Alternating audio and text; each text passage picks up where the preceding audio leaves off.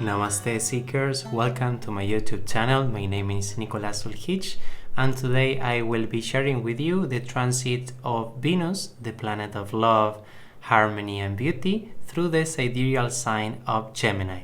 If you are new to the channel, welcome. Keep in mind this is a channel of Vedic sidereal astrology. It's very different from Western tropical astrology. So at the time of listening to this reading, make sure you have your Vedic natal chart at hand instead of the traditional Western natal chart. Venus, the planets also called in Sanskrit Shukra or Shukracharya properly, will be transiting through the sidereal sign of Gemini, air sign, air element and dual sign from May 2nd till May 30th. This means it's kind of 1 month transit. It's not that long, though it's still very, very important. What it means, Venus, and what does it mean that it's transit in Gemini? First of all, we need to understand that the planet will have good results or not very good results based on the friendships or enmity with the ruler of the sign that the planet is transiting. Let me give you an example. Venus is transiting the sign of Gemini. Gemini is ruled by Mercury. So, is Venus a good friend or a strong enemy of Mercury? In the case it's an enemy, this is an enemy sign. In the case that is a friend, this is a friend sign. When a planet is transiting a friend sign, the results usually are better and that area of our life will be much smoother during the transit and we may expect good results. But on the opposite side, if the sign is an enemy sign, because the planet is not a friend of Venus, the results won't be good. All this said, we need to understand the story behind Mercury and Venus in order to understand if it's a good sign or not. The stories in the ancient Vedas tell us that Shukra and Buddha, which is the Sanskrit name for Venus and Mercury, they were very good friends and they were walking through a path in a garden. This garden was very beautiful and they were having a very good time. So they decided to go farther into the garden. Deep into the garden, besides that was extremely beautiful, they found a lotus flower. And once they saw the beauty of the lotus flower, both of them wanted the flower for themselves. So as good friends, they were not sure who should keep the lotus flower because it was extremely and rarely beautiful. They went to Brahma, god of creation according to the Vedic literature, and Brahma in his unlimited wisdom said, because both of you are such a good friends, you should both have this lotus flower, so you should split it in 2 equal parts. And they were very satisfied with the answer of Brahma, so they went back to the garden to split the lotus flower into equal parts. At the moment of doing so, they realized that this was mostly very difficult to achieve because it was not a chance to split it in 2 equal parts. It will be asymmetrical, the division, and the beauty of the lotus flower will be destroyed. After a short conversation between Shukra and Buddha, Venus and Mercury, they decided to gift this lotus flower to Brahma for such a good advice. So they went to Brahma and gifted him the lotus flower. That's why we see on the pictures of Brahma that he's sitting on a lotus flower. It was an offering from Shukra and Buddha. All this said, Lord Brahma was pleased with their decision and blessed their friendship, which he said will endure for many lifetimes. The lotus flower was then placed in Lord Brahma's temple as well as a symbol of the enduring friendship between Mercury and Venus. This story highlights the importance of friendship, sharing, and respect for wisdom. wisdom associated with Mercury as well as Venus, sharing, which is again something that is associated to both planets, and also friendship. It is believed that the friendship between Mercury and Venus is reflected in the positive relationship between the planets in astrology, which is said to enhance intelligence, communication, and creativity. That is what we may expect during these transits, an enhancing of our capacity to think more clearly, to achieve creative matters or creative endeavors that we were before struggling a little bit. And Venus is coming from Taurus, the planet of the sign of beauty. Coming from Taurus, it's something like a very beautiful person, a very attractive person, whether male or female. And this person now is stepping up to the second house from Taurus, which is Gemini. And in this house, this very beautiful person is sharing his or her beauty with the world. That's why the Gemini energy, it's about sharing, communication, thinking, information. Now, the beauty, all the resources, all the knowledge, all the insights that we gathered through the transit of Venus in the sidereal sign of Taurus comes to the point of sharing it. Sharing it could be for some feedback, could be to help others, could be for improving some areas of our life, but definitely a creative and intelligent force is arising from within us during this month to help us achieve better results wherever we have Gemini in our natal charts and Libra and Taurus being ruled by Venus. However, half of the transit will be a little bit slow, more insightful rather than into the actions, because the ruler of Gemini, which is Mercury, is retrograde.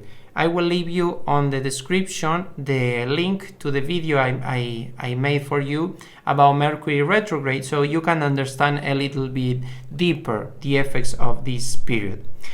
Gemini is a sign that is associated with communication, intelligence, and versatility overall. During this transit, Venus energy will blend with these qualities, making it a great time for creative communication and artistic expression. You may think like, oh, but I am not an artist, or I don't communicate that much. Well, the thing is that different elements within you will be communicating to each other in a more creative, a more passionate, and more smart way. This said, maybe you have some ideas, some talents, and you weren't able to figure out how to connect these two. Perhaps you were struggling to put some ideas into manifestation, you are struggling to co-create some specific reality in your life, to start a new project, a new relationship, or something overall. Now, Venus is giving harmony, is giving stability, security, beauty overall to all these interconnections with yourself, with others, with elements in your own psyche, with your surroundings, with the people in your life. These connections are in a way filled during this period with peace, calmness, clarity, and stability. Whatever is coming to you, whether information or people, is coming in a nice way. Doesn't mean they are meant to stay, doesn't mean they won't bring some struggles. It means from all the possibilities, they are coming from the nice and calm possibilities. In that approach, they are coming to you, whether ideas, information, opportunities, connections with other people, or communication overall. During this time, we may feel ourselves more outgoing or social. Our relationships may become more playful and lighthearted. But beyond the idea of Venus being that nice and that good, in Gemini could bring some challenges during this transit. For example, Gemini is a sign known for its indecisiveness and flickerness. So we may find ourselves struggling to make decisions or feeling unsure about our relationships. We may also be more prone to gossip or spreading rumors. So it's important to be mindful during this time of our words and actions. And Gemini also, it's like keeping two things in mind, not just one. In terms of relationships, two potential partners, two potential friends, two potential business partners. And it's good in one sense because this playful energy will keep you young and sharp mentally. But in terms of relationships, you need to commit, whether to your spouse, your boyfriend, girlfriend, your family members, but you need to commit. You need to be a compromised, responsible, and devoted person of whatever you are saying you are going to do. Otherwise, Gemini may lower the frequency of vibration, affecting the areas ruled by Gemini. For example, the lungs, the mind, the breath, the dual parts of the body, the arms. If you have been struggling with any of these areas, maybe now Venus is calming these aspects of your life. For example, calming your thoughts, your mind, calming your any injury that you may have in the dual parts of your body, like an arm or the other, a hand or the other. Now is a moment of calmness, and there is a possibility to heal during this period these dual aspects of you through clarity, through confidence in seeking the solution. Meaning that this is not the healing energy that maybe you were expecting for, but is the clarity, calmness, and assertiveness of where to look for that healing energy. Now is the time to start to apply whatever you have gathered or learned during the transit of Venus in Taurus into motion, into action. Apply what you learned in yourself, in the people around you, in your clients, students, patients, whatever profession you have. Try to put this new information from the last month into action. Whether you learn that it's wise to be more peaceful, more patient, more tolerant, or to use nicer words. Sigmund Freud used to say that the calming effect of kind words has no competition at all. If you say a couple of kind words to someone, that has such a deep impact in the psyche of that person that will mobilize deep emotions that will reassure this person's confidence or will destroy it. This is a moment to be very, very careful about our words, about our communication. What can we do to make the most of this transit? Well, let me share you a few recommended practices. At least, let's say 4, okay? The first one, focus on creative expression. This is a great time to explore your artistic side and try new forms of self-expression, whether it's through writing, painting, or music, or rearranging the way you are doing things. Because Venus is in a sign of Mercury, and Mercury is also the ruler of Virgo, a sign of order, organization, cleanliness. Maybe it's a good time to put this creative energy, this creative intelligence that now it's stronger than usual, to improve your daily routine, to improve the order in your life, the organization at home, for example, or at least to organize better the way you communicate with others. Listen a little bit more what others are trying to express to you. Perhaps you are usually someone very anxious and you answer to the other person before the person has even the opportunity to finish the sentence. And if that is your case, this is a moment where you can take a lot of benefits of listening more and speaking less. Perhaps it's a little bit difficult for some of you, of course, because we are all different, but if you try, you will see a lot of benefits, and of course in your relationships overall. It doesn't feel right or nice when someone is speaking over us, like raising the volume of the voice, or it looks like, or it feels like they are not actually listening us, but waiting for us to finish the sentence so they can pronounce their own thoughts out loud, regardless if we feel anything or we are actually trying to communicate something important to that person or group of people. So yeah, you definitely will feel or find a lot of benefits in being a little bit more a listener rather than a conferencist during this time. Unless you have a YouTube channel as well, that in your case put some sweetness to your words, be more kind, and as well this will be highly beneficial. Number 2 of these 4 recommended practices, work on communication skills. With Venus in Gemini, communication is key. Take the time to improve your listening skills and practice expressing yourself clearly and effectively. Most of the time we feel that the other person is not understanding, but do you take a close look to the way you are actually communicating yourself?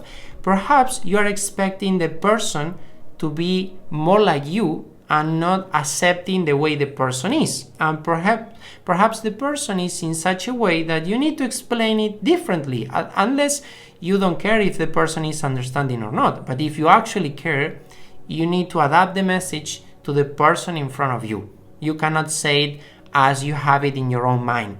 I mean, if you are talking to a clone of you, of course, no problem. But each person is totally different to each other, and we need to keep this in consideration at the time of communicating an idea, more if it's important or emotional. 3, this is very important, avoid spreading rumors. As mentioned earlier, Venus in Gemini can bring about gossip and rumors. Be mindful of what you say and avoid spreading unverified information. Why is this? Well, with this energy, Gemini likes a little bit to create stories, fun stories, interesting stories. And sometimes reality is not that interesting, it's not that fun. So Gemini will go after some a little bit changes here and there on the actual story, on the actual truth, and then will share that information with others. And when it comes to gossip and rumors, this is even worse, because in Spanish we say like the broken phone. Someone tells me something, I try to reply the same to someone else, but I say differently, that person said again differently to another, and after a couple of people, what the first said, it's totally different to what the last one heard. And this is a key moment to analyze, more taking into consideration that Mercury is retrograde, that our mind must be purified. And Venus represents also devotion and faith. It's a very good time through the practice of chanting mantras, of bhakti yoga, worshipping God in any form you like, whether Krishna, Vishnu, Shiva, Jesus Christ, or just pure God, or nature, or Mother Nature, Pachamama. Whatever you feel is totally fine and right, because it's what you feel, and that is very important. But also it's very important to honor that form of God, that form of the divine that you feel connected with. And if you don't feel connected with any form of God, you may start to explore during this time what are the forms of God that people mostly worship, which aspect of God it's more close to you. We can analyze this as well in a different video. If you would like me to explore this, we can see the form of God that is the fittest for you according to your Vedic natal chart. It's called in Sanskrit Ishta Devata, and once you have the Ishta Devata in your natal chart, you can see clearly the planet that represents the form of God that you should worship. that form of God will bless you even more than any other form of God or planet or practice or meditation. But that is a whole different topic. If you would like me to explore that in the future, let me know in the comments. I will highly appreciate your comments as well. And last one of the 4 recommended practices, be open-minded. Gemini is a sign that values diversity and new experiences. Embrace the opportunities that come your way and try to see things from different perspectives. Venus being relationships, love, romance, being as well resources, peace, being devotion, faith, being beauty, harmony. All of this now is subject to new experiences and changes. And Gemini loves movements. Do you know anyone with Gemini rising sign or the moon in Gemini or the sun in Gemini? These people are on the move every single second. They most of the time are also Vata dosha according to Ayurveda knowledge or wisdom, and Vata dosha is constantly doing something. If it's 2 things at the same time, the better, but 3, it's like ecstasies for them. If you identify with this, well, now Venus perhaps will bless you with some calmness, some clarity, how to go deeper into your goals and purposes without getting distracted with that amount of movement that is natural to you if you are a Gemini person, of course. And when I say a Gemini, I mean you identify mostly, because you can have the moon there, but the rest of the planets in a sign that is totally unrelated to Gemini, and you don't identify as much. Or perhaps you have all the planets in Gemini but not the ascendant nor the moon, and you identified a lot. So if you identified, this is a good time as well. It will be stronger the impact of this transit if you have your rising sign in Gemini, the moon, or for example the Atma Karaka, which is the planet representing your soul, your essence, your personality, the whole of your life.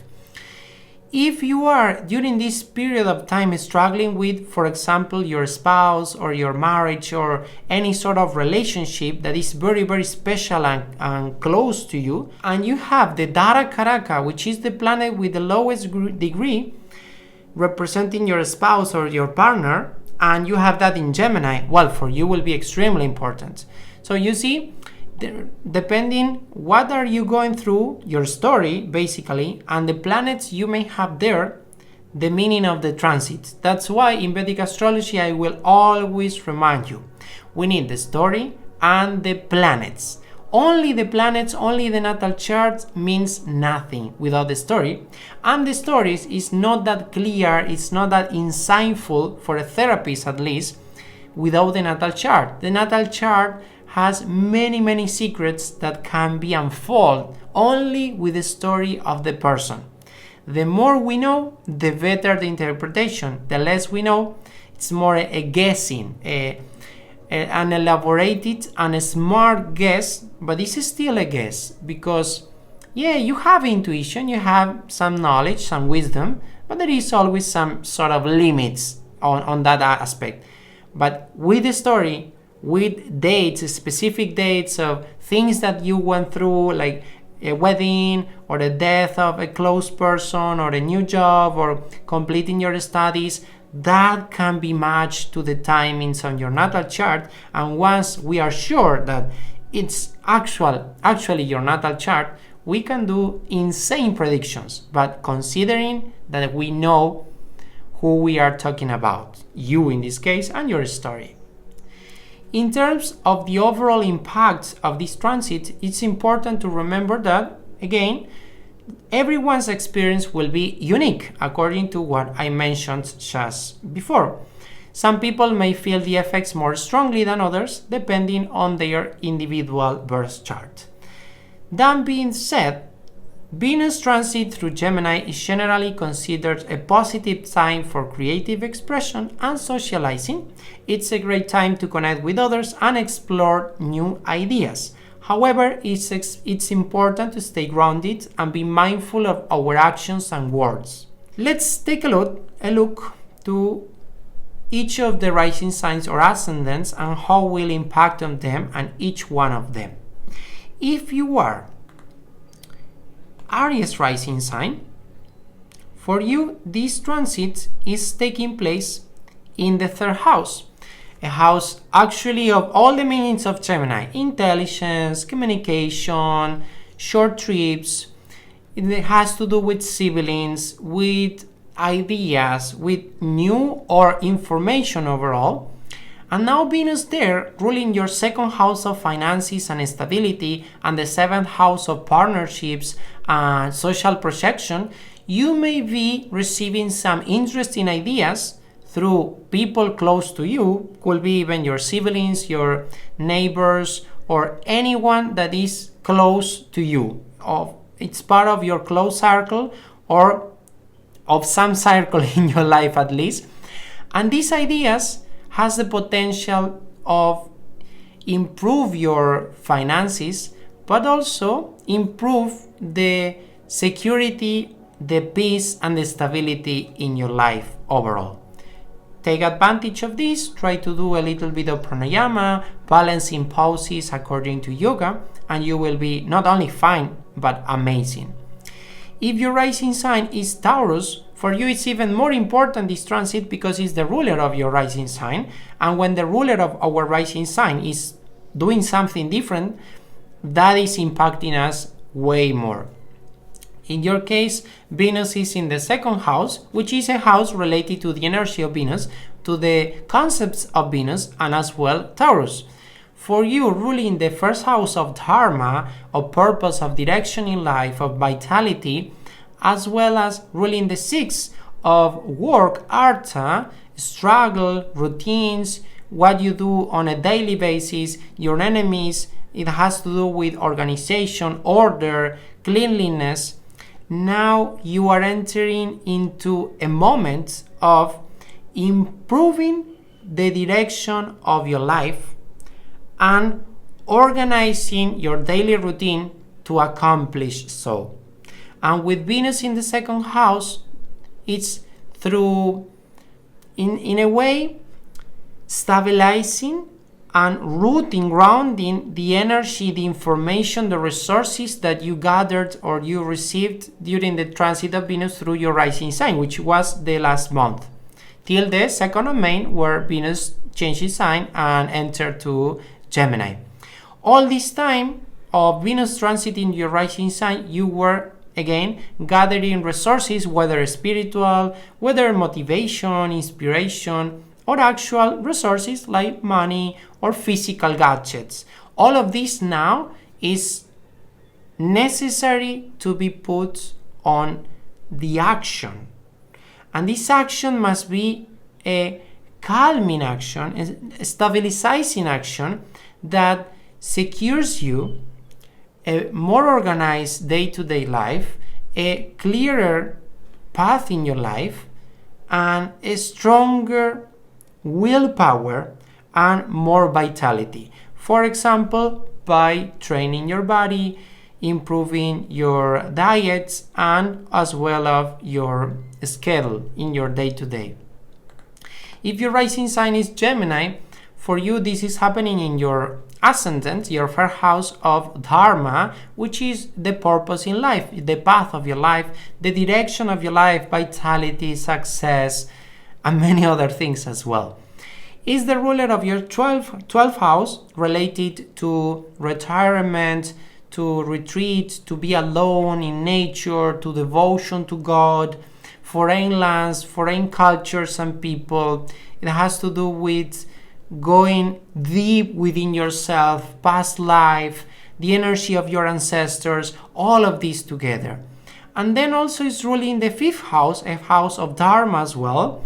And as a Dharma house, ruling a Dharma house, I see that this month will be highly dharmic for you.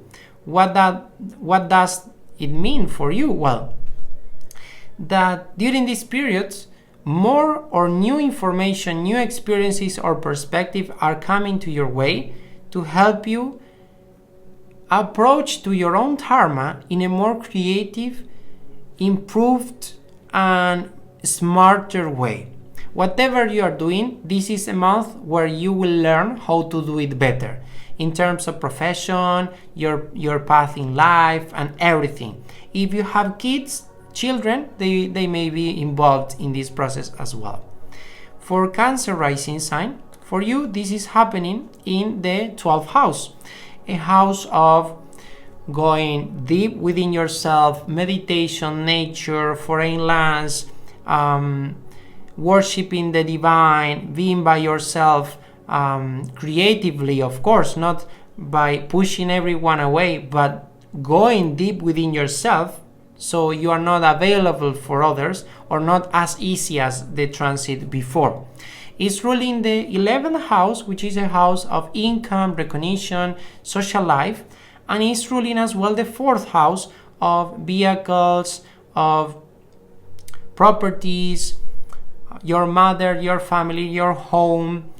If we put all of this together, I feel that this is a time where you may find some invitations to travel abroad, to get involved in some sort of project with other people, or some foreigners, in this case mostly a female person from a different country, may bring to you some ideas or inspire you to a new project that may involve changing your home, or may involve buying property or buying a vehicle, or perhaps you are in the process of leaving your country on vacation or permanently, or to try better luck, a better life in a different place. Again, this could be because of a project or because the inspiration that someone else is giving to you. Again, remember that this prediction is based on what I am seeing in the sky right now and not based on your natal chart. So I will need your natal chart plus your story to properly say, okay, this is what will happen. A little reminder and disclaimer as well.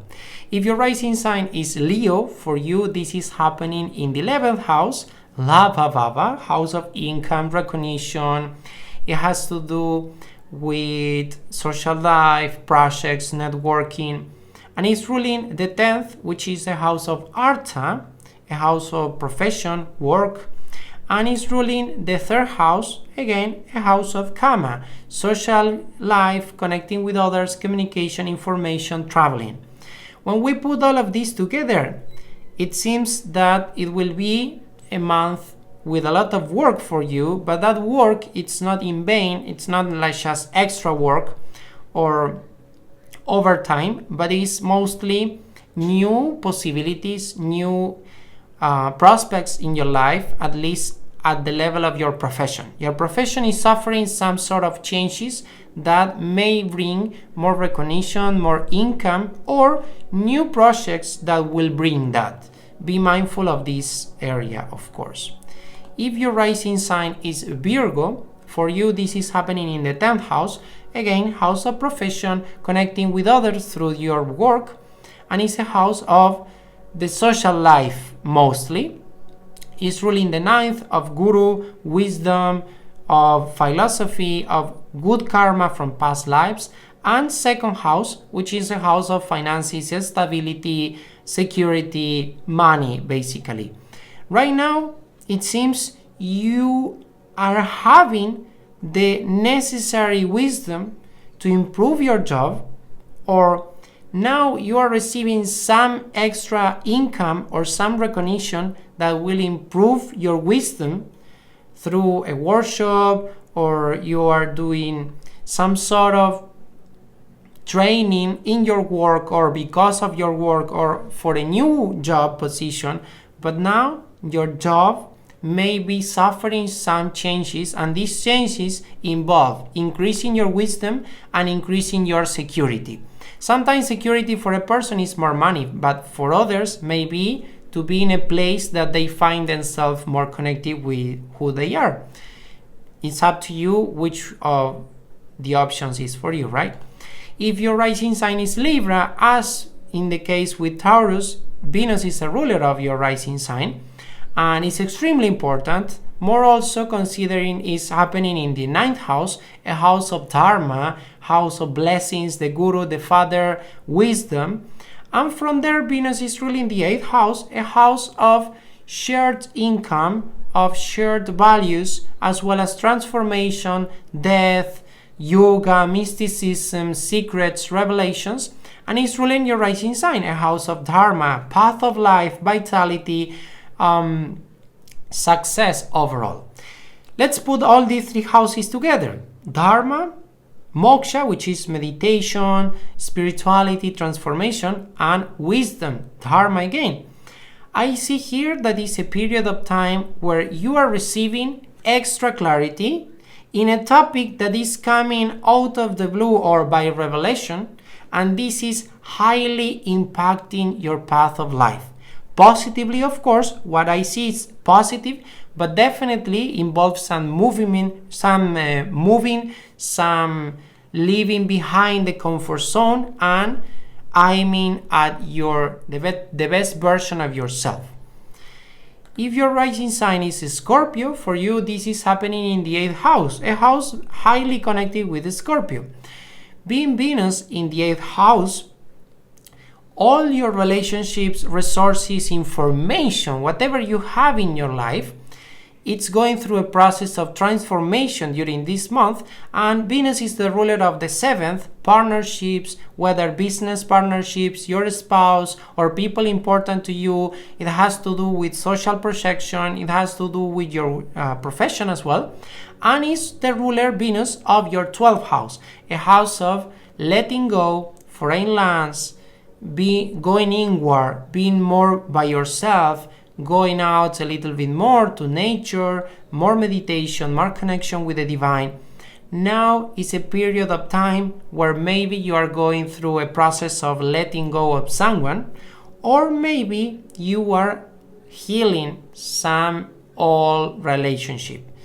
If it's not a relationship, maybe you are in a way reconstructing yourself from something difficult that you went through a little bit before, or you are currently going through, and now you are receiving the wisdom, the clarity, and the invitation to be more in silence, in nature, more into meditation, to receive the proper intuitive guidance that God, the divine, wants to give you, and that will or help you to let go of someone or help you to meet someone new. But definitely someone is involved and transforming, healing as well. If your rising sign is Sagittarius, for you this is happening in the 7th house, house of partnerships, whether business partnerships or romantic relationships. It has to do with social projection, with profession. And Venus is ruling your 6th house of your daily routine, health, enemies, struggles, the way you organize yourself, you order things, your house and everything around you. And the 11th house, a house of income, a house of networking, projects, and recognition. Right now, Venus being in the 7th house is a time of meeting new people or meeting the same people of always in a deeper or more insightful way. Right now, the people that is coming to you maybe is helping you or inspiring you or challenging you to improve your daily routine, and is somehow making you feel that you need more recognition or you want more recognition or you are receiving more recognition. However, Ketu is in the 11th house of recognition, so this may be a little bit more towards the spiritual part rather than the social or professional part. What does this mean? Well, that Ketu there is creating spiritual recognition. How does it look, spiritual recognition? Where perhaps you are completing a Reiki training or yoga training or meditation training or a book. Anything you are completing right now, it will help you to connect better with other human beings, whether for business purposes or romantic purposes as well. Pay attention and allow people in your life to inspire you. Don't feel jealous or challenged by them, but feel yourself inspired by their example or presence in your life.